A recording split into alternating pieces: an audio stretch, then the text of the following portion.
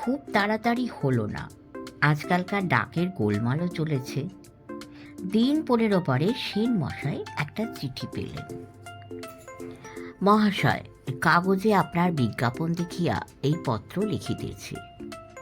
আমি বিধবা, স্বামী কয়েক বছর হল স্বর্গারোহণ করার পর একমাত্র পুত্র লইয়া সংসার করিতেছি। কিন্তু এভাবে কলিকাতার নিত্য আতঙ্কের মধ্যে থাকিতে সাহস হয় না। আমার ছেলে আপনি যেমন চান ঠিক তেমনটি, রোগা, লম্বা, গৌরবর্ণ। ঠিক 12 মাস পেটের অসুখ না লাগিয়া থাকিলেও গায়ে মাংস লাগে না। আপনি এরকম কেন চেয়েছেন বুঝতে পারি না, তবে আশা করি ভালো জায়গায় থেকে ভালো চিকিৎসায় একটু সারিয়া যাইবে।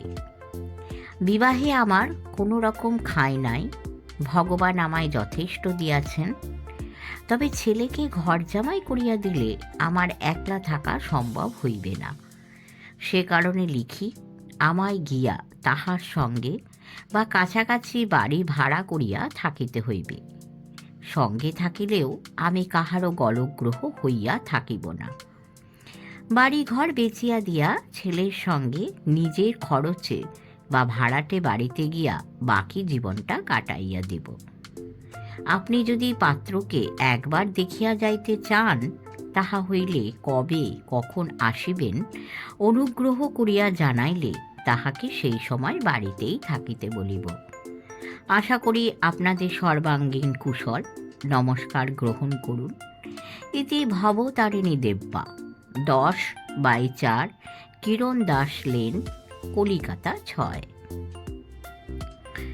চিঠিটা কার লেখা নিশ্চয়ই বুঝতে পেরেছ তোমরা। সেন মশাই যেদিন আসবেন, শ্যামাচরণকে সেদিন বাইরে কোথাও গিয়ে থাকতে হবে। নইলে গেরুয়া আর মাথায় পরচুলা না থাকলেও তাকে সেই দিনে সন্ন্যাসী বলে সেন মশাইয়ের সন্দেহ থাকতে পারে। সেন মশাই একদিন এসে বৃন্দাবনকে দেখে গেলেন। লম্বা, ফর্সা, তবে ভেতরে কোনো অসুখ থাকলে যেমন হয়ে থাকে একটু ফ্যাকাশে রঙের, কোনো বাহার নেই। তা না থাক, যেমনটি চেয়েছিলেন তেমনটি পেয়েই খুশি। তৈরি হয়েই এসেছিলেন, হাতছাড়া না করে কাঁপা হাতে একটা গিনি দিয়ে আশীর্বাদ করে বিয়েটা একেবারে পাকা করে গেলেন। ভবতারিণীর গিয়ে থাকার ব্যাপারেও কোনো আপত্তি করলেন না। বেশ আগ্রহ দেখিয়ে বললেন, সে তো আমার পরম সৌভাগ্য। সে কি কথা, আলাদা থাকবেন কেন? ছেলে বউ নিয়ে নিজে সংসার করে জ্ঞান করবেন, ওটা আপনারই সংসার। আমি বা আলাদা থাকতে দেব কেন? চিঠি পেয়েই হিসেব করে নিয়েছিলেন। বুড়ো মানুষ, দিনে ওই বাড়তি একটু দুধ আর রাত্রে খানচারেক রুটি। কুটুম মানুষ, রুটির জায়গায় না হয় লুচি, 2টো করে মিষ্টি শেষ পাতে, 2 টাকার বেশি নয়, না হয় 2.5 টাকাই হলো। তেমনি যে প্রতি মাসে 2টো নির্জলা একাদশী আছে। বিধবা মানুষ, একটা উপোসের ব্রতও থাকতে পারে। কেপ্পন মানুষ যেমন সব খতিয়ে নেয় আর কি। বিয়ে হয়ে গেল। মাসখানেক পরে ভবতারিণী গিয়ে উঠলেন বেয়াই বাড়িতে। মাস 2-এর মধ্যে বৃন্দাবনের 2খানা চিঠি পেয়েছিলেন শ্যামাচরণ। বেশ ভালো আছে, মাও ভালো আছেন, শ্বশুর শাশুড়ি বেশ ভালো, বিশেষ করে শাশুড়ি। শ্বশুরকে প্রায় কাজের জন্য জেলা শহরে যেতে হয় ইত্যাদি। উনিও উত্তর দেন, মন জুগিয়ে থাকবার উপদেশ দিয়ে। প্রথম প্রথম জায়গাটা বড় টানত। কলকাতায় নিত্য ঝামেলায় উত্তক্ত হয়ে কতবার মনে হয়েছে গিয়ে 2 দিন থেকে আসেন। এখন তো বৃন্দাবনও রয়েছে, কিন্তু বাধাও আছে। গেলে তো সন্ন্যাসীর বেশেই যেতে হয়, বৃন্দাবনে চিনে নেওয়ার আশঙ্কা আছে। অন্যদিকে যদি গেরুয়া ছেড়ে নিজের পোশাকে যান, তো সেন মশাই চিনে ফেলবার আশঙ্কাও রয়েছে। বছর 2 কেটে গেল। তারপর এমন একটা ঘটনা ঘটল যে আর লোভ সামলানো গেল না। বৃন্দাবনের একটা চিঠি এলো, তার ছেলের অন্নপ্রাশন। সবার ইচ্ছা তিনি যেন অবশ্য একবার এসে আশীর্বাদ করে যান। শ্যামাচরণ বেশ গোড়া বিঁধেই কাজ করলেন। আগে একটা চিঠি লিখেছিলেন, ইলেকশন চলছে, তাকেও টেনেছে এক পক্ষ থেকে, তা যাওয়ার কোনো উপায় নেই, যেন ওরা দুঃখ না করে। তারপর এই ভাঁওতাটা দিয়ে কপাল ঠুকে বেরিয়ে পড়লেন। হ্যাঁ, সন্ন্যাসী বেশেই বই কি। শীতকাল, গেরুয়া লুঙ্গি আলখাল্লার ওপর একটা কম্বল জড়িয়ে নিলেন। মাথায় পরচুলার ওপর সন্ন্যাসীদের একটা কান ঢাকা টুপি বসিয়ে দিলেন। একটু সুবিধে হয়েছে, ঠান্ডার ধাত, তার উপর হঠাৎ ঠান্ডা লেগে গলাটা ভেঙে গেছে। একটা গেরুয়া রঙের মাফলার জড়িয়ে নাক, মুখ আর কপালের এক ফালি ছেড়ে বাকি মুখটার প্রায় সবটুকুই ঢেকে ফেলেছেন। পায়ে গেরুয়া মোজা, গেরুয়া ক্যানভিসের জুতো। পরদিন বড় নদী পেরিয়ে সেই রকম একটা দলের সঙ্গে গল্প করতে করতে সেই রকম ফটক খুলে বারান্দায় গিয়ে উঠলেন। বাইরে কেউ ছিল না। ভাঙা গলায় ডাক দিলেন, কই, কে আছিস রে? আমি শ্যামানন্দ, এলাম। সেবার ওই নামেই পরিচয় দেন। সেনমশাই হন্তদন্ত হয়ে বেরিয়ে এসে একটু অবাক হয়ে দাঁড়িয়ে পড়ে, আপনি এসেছেন বাবা, বলে পায়ে যেন লুটিয়ে পড়লেন। শ্যামাচরণ বললেন, ওঠ ওঠ, যেভাবে ডাকতে লেগেছিলি না এসে পারি? তা মনের মতো জামাই পেলি? আমি তো মাকে বলে সব ব্যবস্থা করে দিয়েছিলাম। তা পেয়েছিলাম বাবা, কিন্তু কপাল দোষে, যাক সেসব কথা পরে হবে। এসেছেন বড় ভালো দিনে। তাও বলবি, তবে জানতে পারবো? নাতির অন্নপ্রাশন দিচ্ছিস তো? ছিলাম কামাখ্যায়, মনটা হঠাৎ ছটফট করে উঠল। মার কাছে ধন্না দিতে টের পেলুম এই ব্যাপার, ছুটে এলাম। তা জামাইটি হলো কেমন, আছে কেমন? আগে আপনার দেওয়া ভালোই হয়েছে, আছেও ভালো, কিন্তু তুই নিজে যেন শুকিয়ে গেছিস। ভালো ঘর জামাই করে নিশ্চিন্দির দেহে কোথায় আরো তরতাজা হয়ে উঠবি, তা না। আগে সে কথাও করব নিবেদন, পায়ে ধুলো পড়েছে, আগে হাত পা ধুয়ে একটু জিরিয়ে নিন। উফ, কি ঠান্ডাটাই পড়েছে, আপনার গলাটাও গেছে ভেঙে।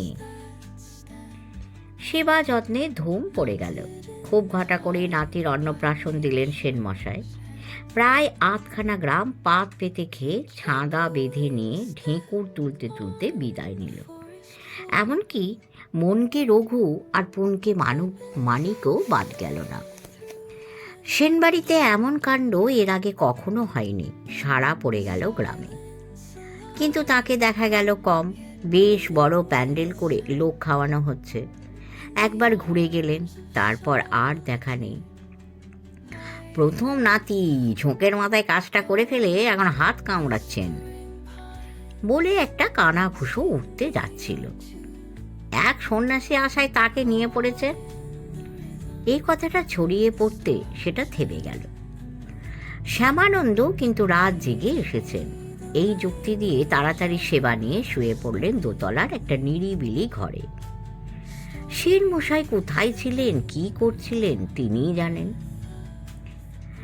তারপরের দিন সব চুকে বুকে গেলে ওই ঘরে বসে নিরিবিলিতে নিজের দুঃখের কথা শুরু করে দিলেন সেনমশাই। কথাটা তুলতে বাধছিলই। সন্ন্যাসী শ্যামাচরণের একটা প্রশ্নে সুবিধে হয়ে গেল। সেনমশাই কোথায় কবে বিজ্ঞাপনে পেটরোগা জামাইয়ের খোঁজ করেছিলেন তা তো শ্যামাচরণের জানবার কথা নয়। জিজ্ঞেস করলেন, হ্যাঁ রে, তোর জামাইকে তো দেখালিনি। আগে ওই যে তখন আপনাকে প্রণাম করে গেল, আমি পাঠিয়ে দিলাম কি না, নিজে ওদিকে একটু কাজে ধরা পড়ে গিয়েছিলাম। বেশ কার্তিকের মতো জামাই পেয়েছিস তো, বেশ ঘুরে ঘুরে খাটতেও তো দেখলাম। সম্পত্তিটা দেখবার জন্যে ওই রকম ছেলেই। একটু চুপ করেই রইলেন সেনমশাই। তারপর আরম্ভ করলেন তার দুঃখের কথা। আর একবার আরম্ভ করতেই মনের ক্ষোভে গড় গড়িয়ে বলে গেলেন, দেখবার ভাববার ফুরসত থাকলে তবে তো দেখবে বাবা। এখন আশঙ্কা হচ্ছে খেয়ে খাইয়ে সব উড়িয়ে না দেয়। একটা গেরস্থ ঘরের ছেলেই দিয়েছিলেন মা। একটু রোগা ভোগা, ভেবেছিলাম উপযুক্ত চিকিৎসায় সেরে যাবে। তা এমনভাবে নিজের চিকিৎসা নিজেই শুরু করে দিলে। জামাই মানুষই তো, কিছু বলাও যায় না। আমায় হাল ছেড়ে দিয়ে বসে বসে মুখটি বুজে দেখতে হচ্ছে। কি রকম? প্রশ্ন করলেন সন্ন্যাসী শ্যামানন্দ। আগে তা ওই কি, রোগা ভোগাই তো ছিল, আস্তে আস্তে খাওয়া দিলে বাড়িয়ে। কলকাতা নয়, এখানকার জল হাওয়া ভালো, হজম হবে না এমন ভয় নেই। ভাবলাম ভালো, তার দিক বাড়িয়ে পেটে যখন সইছে। খান দুয়েক করে গব্ব ঘিয়ে ভাজা লুচি খেত। একবার জেলা শহরে কারবার দেখতে গিয়ে দিন 15 আটকে যায়। ফিরে দেখি প্রায় 20 খানেক লুচি দু থাকে পাতে সাজানো রয়েছে। বেশ ভয় পেয়ে গেলাম বাবা। জামাই মানুষ, কিছু বলা যায় না। মেয়েকে ডেকে চুপি চুপি জিজ্ঞেস করতে সব ফাঁস হয়ে গেল। কি বলল মেয়ে? সেও তোর মতন ভয় পেয়ে গেছে? প্রশ্ন করলেন শ্যামাচরণ। মোটেই না।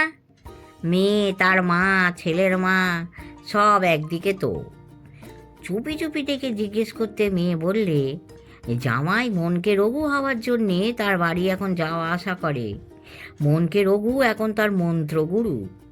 সে বলেছে আগে তারও নাকি ওই রকম লিগলিকে চেহারা ছিল, কিছু হজম হতো না। তারপর আস্তে আস্তে খাওয়া বাড়িয়ে দিতে রোগ বালাই আর পেটে জায়গা না পেয়ে কোথায় চলে গেছে মক্ষম মন্ত্র। বলেছে আগে প্রতি সপ্তাহে 2, তারপর 3টে করে বাড়িয়ে যেতে হবে। ধাপে ধাপে বাড়িয়ে 2 বছরে এখন 43 খানায় দাঁড়িয়েছে বাবা। চোখ বড় বড় করে শ্যামানন্দের মুখের পানে চেয়ে রইলেন সেনমশাই। চাপা হাসিতে শ্যামানন্দের পেট গুড়গুড় করছে। বললেন, আহা, তা খা কি না, হজম হয়ে চেহারাটা তো এখন দেখবার মতন হয়েছে। খাইয়ে দাইয়ে এই মজাটা পাবি বলেই না মা তোকে ওই রকম রোগা জামাই দিয়েছিলেন। এই খেয়ে দিয়ে যদি সব লোপাট করেই দেয়। কথাটা মুখ ফসকে বেরিয়ে যাচ্ছিল। ঘুরিয়ে নিয়ে সেনমশাই বললেন, এই বলছিলাম, রয়ে বসে খেলেও সম্পত্তি ওরই রইল বাবা। আর সব কথা শ্রীচরণে নিবেদন করতে ভুলেও যাচ্ছি, যা মনের অবস্থা দাঁড়িয়েছে। শুধু তো জামাই নয়, কুটুম মানুষ, স্ত্রীলোক, পাপ মুখে বলতে নেই। এই বিয়ানের খোরাকও নেহাত মন্দ নয়। তিনিও ধাপে ধাপে বাড়াচ্ছেন নাকি? কোনো রকমে হাসি চেপে প্রশ্ন করলেন শ্যামানন্দ। আর ঠিক ও রেটে নয়, তবে তাকেও আজকাল 1 কুড়ি করে গুনে পাতে ধরে দিতে হয় বই কি। তদুপযুক্ত দুধ, ক্ষীর, এ মা বেটার যোগান দিতে একজোড়া ভাগলপুরি গাই কিনতে হয়েছে। হাটে বেচতে এসেছিল, জামাইয়ের আবদারে কিনতে হলো 2350-তে। মেয়ে আর গিন্নিও ওই দিকেই। বেয়ান আড়াল থেকে বললেন, দিনই না কিনে, একটা তো জামাই, আর বিয়েতে তো 1 পয়সা পড়েই নি। কুটুম তাই বলতে নেই, মেয়ের মারও মতিভ্রম ঘটিয়েছেন। আমি এদিকে একা মানুষ। সামলে নিলেন সেনমশাই, বলে উঠলেন, হ্যাঁ, আসল কথাটাই তো শ্রীচরণে নিবেদন করা হয়নি। মনে যা অবস্থা দাঁড়িয়েছে, বললাম না, মনকে রঘুকে মন্ত্রগুরু করে তাঁর শিষ্য হয়েছেন। এখন 2টো একাদশীর দিন তাঁরও এইখানেই ব্যবস্থা করতে হচ্ছে। বেটার ছেলের একাদশী, সে তো আবার উপোসের একাদশী নয়। তিনি আবার সেই 2টো দিন আর কিছু খান না, শুধু লুচি আর মিষ্টান্নে 1 মন পূর্ণ করে দিতে হয়। একদিনই একটা নমুনা দেখে মাথা ঘুরে গেছে বাবা। একবার মুখ খুলে গিয়ে ভেতরে সব বিষ ফরফর করে বেরিয়ে আসতে লাগলো। বুকের ভেতর হাসির সঙ্গে রাগও মিশে যাচ্ছে শ্যামাচরণের। তার ছেলেবেলায় দেখা সেই সোনার বাংলা জায়গা, খেয়ে দিয়ে সুখী আছে সবাই। তার মধ্যে কেউ যদি নিজের স্বভাবের দোষে ঘর দরজা বন্ধ করে একেবারে একঘরে হয়ে থাকতে চায়, মা কালী বা কী করতে পারেন? বরং এই যে জামাই দরজা ভেঙে এসে কালোবাজারের পাপ হালকা করে আনছে, এই বেশ হচ্ছে পাপের প্রায়শ্চিত্তি। মনে মনে বললেন, সাবাস বৃন্দাবন। বিজ্ঞাপন দেবার পর থেকেই একটা দুষ্ট বুদ্ধি এসেছিল মাথায়, যার জন্য এই সন্ন্যাসীর বেশ। সেটা বেরিয়ে গিয়ে আর একটা দুর্বুদ্ধি এসে জুটল মাথায়। তবে সন্ন্যাসী মানুষ, ভক্তের ওপরে রূঢ় হলেও চলে না। বললেন, অত ভাবিস নে রে, মা আবার সব ঠিক করে দেবেন। এরপর শেষ কথাটুকু বলতে গিয়ে হাসি যেন ঠেলে বেরিয়ে আসবে। অনেক কষ্টে চেপে রেখে বললেন, একটা কথা মনে পড়ে গেল হঠাৎ। অনেক আগে একটা কাগজে কে যেন একটা বিজ্ঞাপন দিয়েছিল, সে পেট রোগায় ঘর জামাই চায়। একটু খোঁজ খবর নিয়ে জানতে হবে সে অমন জামাই নিয়ে কি করলো শেষ পর্যন্ত। সেন মশাই একেবারে থতমত খেয়ে চেয়ে রইলেন ওর দিকে। সর্বনাশ, খুঁজতে খুঁজতে শেষ পর্যন্ত তো এই বাড়ি। আমতা আমতা করে বললেন, হ্যাঁ যাগে বাবা, সে নিজের পায়ে কুড়ুল মেরে ভুগতে দিন, আর ঘুরে ঘুরে তার জন্যে হয়রান। কি যে বলে, হয়রান হয়ে পায়ের জুতো ছিঁড়তে যান কে, এ মরুগ্গে। শেষ হলো পেট রোগা ঘর জামাই। আপনাদের যদি ভালো লাগে কমেন্ট করবেন, লাইক করবেন, শেয়ার করবেন এবং অবশ্যই সাবস্ক্রাইব করে আমাদের পাশে থাকবেন। নমস্কার। পরম করুণাময়ের কৃপায় সকলে ভালো থাকবেন এবং বিভিন্ন ধরনের গল্প আমরা আমাদের চ্যানেলে নিয়ে আসি, সেগুলো শুনতে থাকুন।